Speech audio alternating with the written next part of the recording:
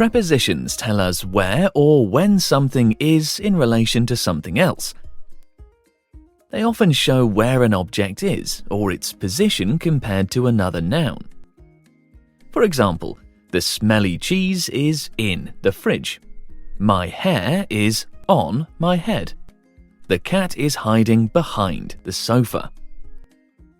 My pencil is beside my pen.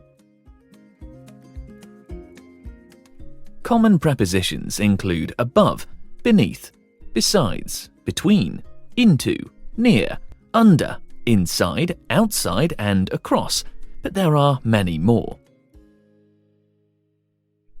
Although prepositions often show location or space, they can also illustrate time, as well as other types of relationships. In the winter, we go snowboarding. In is the preposition.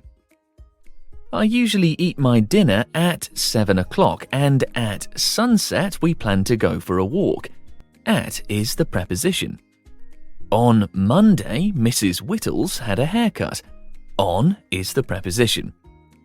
Other prepositions include after, until, while, before, since, and during. For example, Mr. Asif has worked in a bank since 2003. Look at these sentences. Which word is the preposition? My dog is under the table.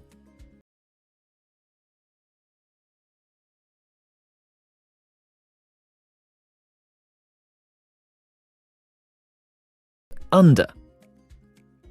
It was difficult to sleep during the flight.